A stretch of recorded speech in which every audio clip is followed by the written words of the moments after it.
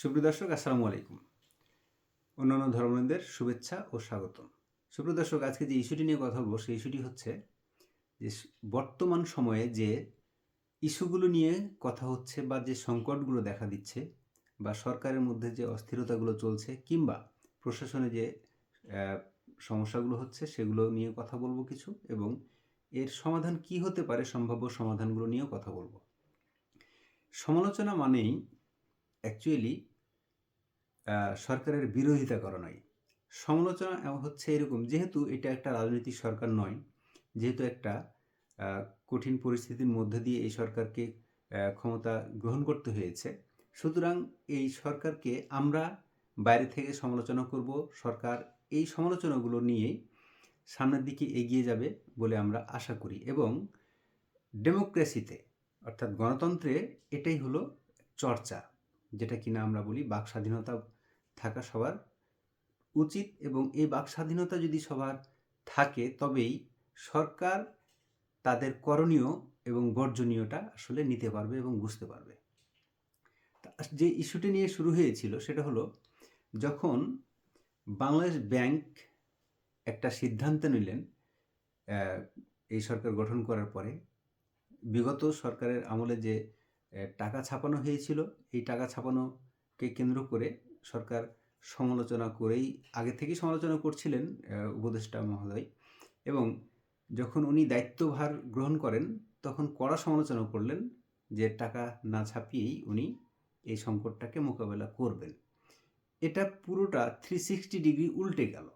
এই 360 ডিগ্রি উল্টে যাওয়া মানে সম্পূর্ণটা উল্টে গিয়ে প্রায় যেটা শোনা যাচ্ছে 22,500 কোটি টাকা ছাপানোর একটা সিদ্ধান্ত হয়েছে, এবং দেউলিয়া যে ব্যাংকগুলো সেই ব্যাংকগুলোকে টাকা দেওয়ার জন্য এই টাকা ছাপানোর যে ঘটনা ঘটলো, তাহলে কি হলো যে নিজের বক্তব্য বা নিজের অবস্থান থেকে সরে আসার মতো একটা ঘটনা ঘটলো। যা হোক, এরপরে যে ঘটনাটা ঘটতেছে সেটা হলো এই যে পরিস্থিতি, বাংলাদেশে যে হিন্দু এবং ইসকন এই ইস্যুটা নিয়ে যখন পরিস্থিতি খুব ঘোলাটে হলো, তখন একটা পর্যায়ে চিন্ময় দাসকে অ্যারেস্ট করা হলো। আমরা মনে করি চিন্ময় দাসকে অ্যারেস্ট করা না হলে এই পরিস্থিতিটা এতটা জটিলতা হতো না, এবং ভারত যে তাদের মিডিয়াতে প্রোপাগান্ডা ছড়াচ্ছে, এই প্রোপাগান্ডাগুলো এতটা ছড়ানো তাদের সম্ভব হতো না এবং এত কিছু আসতো না। ভারত যে প্রোপাগান্ডা ছড়াচ্ছে এটা তো আমরা সবাই কম বেশি জানি, কিন্তু এই সুযোগটি কেন আমরা দিতে চাই, এই সুযোগটি কেন আমরা দেব? চিন্ময় দাস ছাড়া কি আর অন্য কোনো নেতা ছিল না? চিন্ময় দাস একজন বিতর্কিত ইসকন নেতা। এখন এই চিন্ময় দাসকেই আপনি অ্যারেস্ট করলেন। চিন্ময় দাসকে অ্যারেস্ট করে, যেটা কিনা ভারত এমনিতেই তারা একটা ইস্যু পাইলেই হয় এমন একটা অবস্থায় আপনি দিলেন হলে আগুনে পানি না ঢেলে আপনি আগুনে ঘি ঢেলে দিলেন, একটা এমন অবস্থা হলো, যেটা কিনা একজন আমাদের আইনজীবী, চট্টগ্রামে একজন আমাদের আইনজীবী উনি নিহত হলেন। এখন এই একটা অবস্থাকে কেন্দ্র করে একজন আইনজীবী নিহত হলেন, এটা আসলে ওই একই ঘটনা। যদি আপনি চিন্ময় দাসকে গ্রেপ্তার না করতেন, চিন্ময় দাস ছাড়া কি আর অন্য কেউ ছিল না? অন্য কাউকে গ্রেপ্তার করলে মনে হয় এই ইফেক্টটা আসতো না। এখন সরকারের মধ্যে যারা নীতি নির্ধারক আছেন, তাদের মধ্যে কে এই কলকাঠি নাড়ছেন, কে বা সরকারকে এই বুদ্ধিগুলো দিচ্ছেন যাতে করে পরিস্থিতি আরও ঘোলাটে হয়, এমন একটা অবস্থা চলে যাচ্ছে। সেখান থেকে সরকার যখন সামাল দিতে প্রায় হিমশিম, তখন সবাইকে ডেকে ঐক্যমত তৈরি করার একটা চেষ্টা করলেন, যেটা কিনা জাতীয় ঐক্যমতের সরকার গঠিত হবে বলে আমরা মনে করছিলাম। জানি না কি হবে এখনও, তবে বিএনপি এটাতে আমার মনে হচ্ছে যে এখানে মতামত দিচ্ছে না বা বিএনপি এখানে এগিয়ে আসছে না। বিএনপির কথা হলো, যদি জাতীয় ঐক্যমত্যের সরকার গঠন করতে হয় তাহলে প্রথমে তাদের করতে হতো, অথবা যদি জাতীয় ঐক্যমত্যের সরকার গঠন করতে হয় তাহলে বিএনপি মনে করে তারা নির্বাচিত হয়ে যদি তারা যেতে পারে সংসদে, তাহলে তারা সেই কাজটি করতে পারে। তাহলে সেখান থেকে সরকারকে আবার পিছু হটতে হলো এবং সরকারকে আবার তাদের নিজস্ব নীতিতেই চলতে হলো। এখন আমরা যেটা প্রধান উপদেষ্টার সাথে সকল দলের বৈঠক শেষে যেটা আমরা খুঁজে পেলাম, আমিরে জামায়াত যেটা এসে ব্রিফিং করলেন, 2-1 দিনের মধ্যে একটা সুখবর পাওয়া যেতে পারে। আমরা সেই সুখবর এর বা অপেক্ষায় ছিলাম, এখনও আছি, কি সেটা আমরা জানি না। এরপরে যে ঘটনাগুলো ঘটলো সেটা হচ্ছে কি, হ্যাঁ, একটা ইস্যু উঠছিল পদত্যাগ ইস্যু, অর্থাৎ রাষ্ট্রপতি মহোদয়ের পদত্যাগ ইস্যু। রাষ্ট্রপতি মহোদয়ের পদত্যাগ ইস্যুতে সরকারের ভিতরে যখন কথা বলা বলি শুরু হলো, এরপরে যখন বিএনপি এখানে যখন এই সাংবিধানিক সংকট হবে বলে যখন এখানে বাগড়া বসাই দিল, এরপরে একটা ঘটনা ঘটলো, সেটা সরকার পিছু হটতে বাধ্য হলো। এই যে পিছু হটাগুলো, সরকার একটা সিদ্ধান্ত নেয় এবং এই সিদ্ধান্তগুলো পরিবর্তন করে, এইগুলোতে জনমনে এবং সাধারণের মধ্যে আলোচনা সমালোচনা সৃষ্টি হয়, তাতে করে সরকারের প্রতি আস্থার সংকট তৈরি হয়। আশা করি এই আস্থার সংকটের জায়গা থেকে সরকার সবাইকে আস্থায় নেবে বলে আমি মনে করি। এরপরে যে ঘটনা ঘটলো সেটা হচ্ছে আওয়ামী লীগকে নিষিদ্ধ করার জন্য ছাত্ররা একটা রিট করতে গেল। এখন আওয়ামী লীগকে যখন নিষিদ্ধ করতে যাবেন, তখন আপনি শুধু ছাত্রদের উপরে ভিত্তি করে সরকার একটা সিদ্ধান্ত নিয়ে বসবে, এমনটা হতে পারে না। আসলে এমনটা যদি হইতো তাহলে সত্যি সরকার আরও বড় ভুল করে ফেলতো বলে আমি মনে করি বা আমরা মনে করি।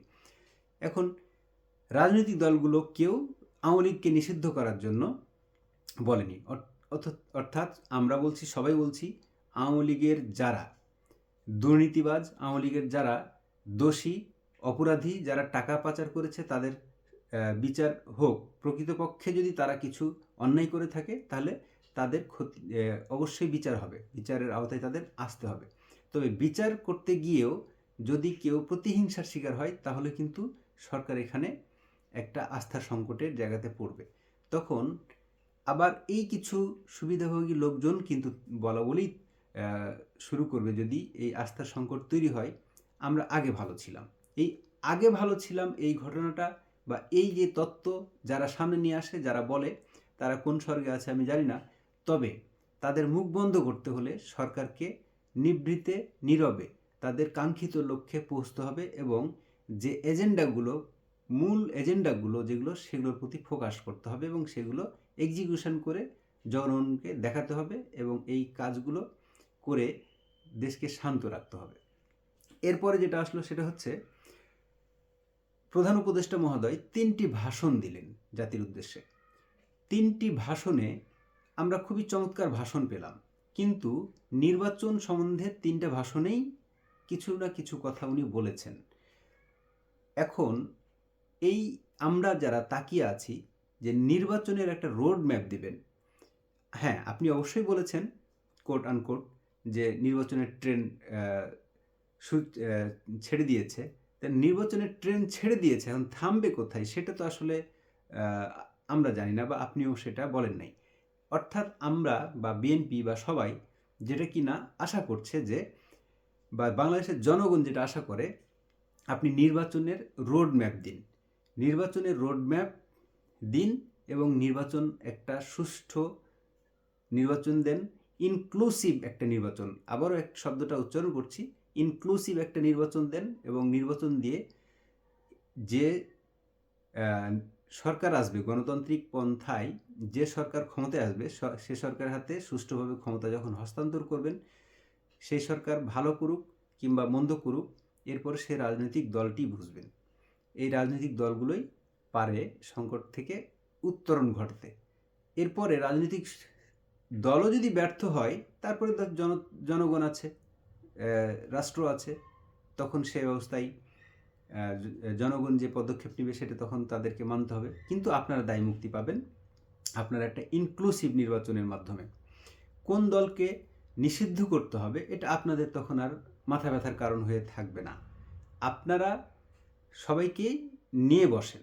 এখন কেউ কেউ যখন কথা তুলেন যে আওয়ামী লীগকে নিয়ে বসতে হবে বা আওয়ামী লীগকে ডাকতে হবে, এখন আওয়ামী লীগকে যে আপনি ডাকবেন, আওয়ামী লীগ কোথায়? আওয়ামী লীগ আছে, আমরা জানি, একটা আওয়ামী লীগ হচ্ছে বৃহৎ একটা দল। আওয়ামী লীগ যদি মাঠে ঘাটে থাকে তাহলে তো হবে না। আওয়ামী লীগের একজন লিডার এখন প্রধান উপদেষ্টা কাউকে একটা চিঠি দিবেন, আওয়ামী লীগের সেই শীর্ষস্থানীয় ব্যক্তিটি কে, যাকে প্রধান উপদেষ্টা মহোদয় একটা চিঠি দিয়ে জানাবেন যে আপনারা আলোচনায় আসুন। তো এই আলোচনা করতে যে আসবে আওয়ামী লীগের এই একজন নেতা, এই নেতাটিকে, যদি নেতাটি না থেকে থাকে, আপনারা আওয়ামী লীগকে বলছি, আপনারা খুব দ্রুত নেতা নির্বাচন করুন এবং আপনারা নেতা নির্বাচন করে আপনারা সামনে নিয়ে আসুন যে এইটা হচ্ছে আওয়ামী লীগের এখন সাময়িক সভাপতি, ভারপ্রাপ্ত সভাপতি, সাধারণ সম্পাদক, যেটাই হোক না কেন, আওয়ামী লীগকে এই জিনিসগুলো ডিক্লেয়ার করতে বলেন। না হলে আপনারা শুধু ওই যখন সর্বদলীয় একটা বৈঠক ডাকবেন, আওয়ামী লীগ থাকবে না, তখন এই প্রশ্ন বারবার আসবে, আওয়ামী লীগ ছাড়া কেমনে ঐক্য হয়? আওয়ামী লীগ ছাড়া কেমনে ঐক্য হয়? আওয়ামী লীগকে নিয়ে যদি ঐক্য করতে হয়, তাহলে আওয়ামী লীগ কোথায়? আওয়ামী লীগের কাকে চিঠি দিবে? সেই ইস্যুটা তো আপনারা দেখান, সেই জায়গাটা তৈরি করেন। সেই জায়গাটা তৈরি করতে তো হবে আপনাদের, এটা তো সরকার তৈরি করে দেবে না। এরপরে সরকারের যে বিষয়গুলো আসে সেটা হচ্ছে চুক্তিভিত্তিক নিয়োগগুলো। আপনারা নিজেরাই বিরোধিতা করলেন চুক্তিভিত্তিক নিয়োগগুলো এবং সকল নিয়োগ বাতিল করে দিলেন এবং চুক্তিভিত্তিক নিয়োগ হবে না বলে আপনারা যে ঘোষণা দিলেন, এরপরে আপনারাই সম্পূর্ণ উল্টে গিয়ে চুক্তিভিত্তিক নিয়োগ তো দিচ্ছেন, বরং আগের সকল রেকর্ড ভেঙে দিয়ে চুক্তিভিত্তিক নিয়োগই আপনারা বেড়ে গেলেন। এখানে মানুষের পারসেপশান আপনাদের বুঝতে হবে যে প্রশাসনে এমনকি কেউ নেই যারা কিনা খুব যোগ্য লোক, যারা কিনা এখনও আছেন, যারা রিটায়ার্ড করেন নাই, তাদের মধ্যে কি যোগ্য লোক নেই যে যারা কিনা রিটায়ার্ড করে চলে গেছে তাদেরকে আবার চুক্তিভিত্তিক নিয়োগ দিয়ে নিয়ে আসতে হবে? এটা একটা বিষয়। আপনাদের কথায় আপনারা স্টিল থাকেন, যদি আপনারা চুক্তিভিত্তিক নিয়োগ দিবেন তাহলে আপনারা প্রথমে এই ইস্যুটা তৈরি করলেন কেন যে চুক্তিভিত্তিক সকল নিয়োগ বাতিল, আর কখনো নিয়োগ দেওয়া হবে না? তা আপনারা বলছেন, আপনারাই যখন আবার একই ঘটনা ঘটাচ্ছেন, তখন আস্থার একটা সংকট তৈরি হয় আপনাদের। এই জিনিসগুলো আপনারা মাথায় রাখবেন বলে আমরা আশা করি। এরপরে হচ্ছে ইলিশ রপ্তানি একটা ইস্যু আসলো। ইলিশ রপ্তানি নিয়ে বাংলাদেশের মানুষের এমনি ভারতের প্রতি একটা অ্যালার্জি আছে, আপনারা জানেন। সেইখানে ইলিশ রপ্তানি করে আপনারা জনগণের রোষানলের মধ্যে পড়লেন। কি দরকার ছিল? আমাদের মনে হয় এই ঘটনাটি প্রথম থেকেই ক্লিয়ার করা দরকার ছিল। ইলিশ আপনি রপ্তানি করবেন না। হ্যাঁ, যেহেতু আপনি বলছেন নোবেল লরেট আমাদের প্রফেসর ইউনূস স্যার যখন বলছেন যে উনি ছাত্রদের দ্বারা অ্যাপয়েন্টেড, তাহলে ছাত্ররা তো তখন ইলিশের বিরোধিতা করেছিল।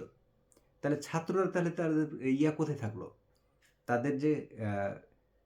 তারা যে বিরোধিতা করেছিল ইলিশ রপ্তানি নিয়ে, তাহলে তাদের জায়গাটা কোথায় থাকলো? এরপরে আসুন, আপনারা নির্দিষ্ট একটি ছাত্র সংগঠন নিয়ে আপনারা বৈঠকে বসলেন। এই নির্দিষ্ট একটি ছাত্র সংগঠন নিয়ে যখন আপনারা বৈঠকে বসলেন, তখন অন্য ছাত্র সংগঠন, বিএনপি বা অন্যান্য বাম দল, ডান দল, যা আছে, আপনারা না হয় ছাত্রলীগকে নিষিদ্ধ করেছেন, ছাত্রলীগ বাদ, নিষিদ্ধ সংগঠন হিসেবে ছাত্রলীগ বাদ। কিন্তু আপনারা যখন শুধুমাত্র আপনারা কাউকে নিয়ে ছাত্র সংগঠন, কোনো ছাত্র সংগঠন নিয়ে যখন আপনারা কোনো মিটিংয়ে বসবেন, তখন এটা প্রশ্ন উঠবে এবং উঠেছেও তাই। এরপরে যে ঘটনাগুলো ঘটছে সেটা হচ্ছে যে নিত্য পণ্যের যে লাগামহীন বাজার ব্যবস্থা এবং সিন্ডিকেট আগে যে ছিল, আমরা মনে করতাম যে আওয়ামী লীগের আমলে সবই আওয়ামী লীগ সিন্ডিকেট করতেছে, তারা তো এখন নেই। তাহলে সিন্ডিকেটটা কোথায় করছে? এর মধ্যে আপনারা করলেন একজন বিতর্কিত বলেন আর গ্রহণযোগ্য আপনাদের মতে বলেন, একজন উপদেষ্টাও নিয়ে দিলেন, বাণিজ্য উপদেষ্টা। এত এলিট ক্লাস একজন উপদেষ্টা, ওনার কাজটা কি? উনি কি করলেন? উনি এসে ওনার প্রথম কাজটাই হওয়া উচিত ছিল যে একদম বাজারে কেন সিন্ডিকেট হচ্ছে, কিভাবে কমানো যায়, কিভাবে দ্রব্যমূল্য নিয়ন্ত্রণ নেওয়া যায়, এই জিনিসটা প্রাইম টার্গেট ছিল তার। এই টার্গেটটাকে যদি আপনি অর্জন করতে পারেন তাহলে আমরা মনে করব যে অর্ধেক সমস্যার সমাধান আপনারা করে ফেলেছেন। বিশ্বাস করুন, আমরা মাঠে থেকে, আমরা বাজারে থেকে, আমরা সাধারণ মানুষ, আমরা এটাও উপলব্ধি করি, আমরা যদি বাজারে গিয়ে আমরা যদি নিত্য পণ্যে যদি আমরা একটু সাশ্রয়ী মূল্য পাই তাহলে কিন্তু আমরা ভালো থাকব। এবং আমাদের এই ভালো থাকাটা এখন খুবই জরুরি। আপনাদের যত কাজ আছে সবচেয়ে জনপ্রিয়তা আপনাদের এগিয়ে দিতে পারে শুধুমাত্র এই একটা কাজেই, এই যে সয়াবিন তেল বাজার থেকে উধাও। এটা কোনো একটা ঘটনা হতে পারে, চাহিদা বেড়ে গেছে না সিন্ডিকেট হচ্ছে আমরা জানি না, তবে এটা খুঁজে বের করার দায়িত্ব কার? আমাদের তো নিশ্চয় নয়। আমরা হচ্ছে এই সাধারণ ভোক্তা। আমরা যখন ন্যায্য মূল্য তো পাই না, বরং বাজার থেকে উধাও হয়ে গেছে সয়াবিন তেল। এই জিনিসগুলো আপনারা অনুগ্রহ করে দেখবেন। ভিডিওটি আমার লম্বা হয়ে যাচ্ছে, আজকে আর বেশি বড় করতে চাই না। আপনারা সবাই সুস্থ থাকবেন, ভালো থাকবেন। আল্লাহ হাফেজ। দেখা হবে অন্য কোনো একটি ভিডিওতে।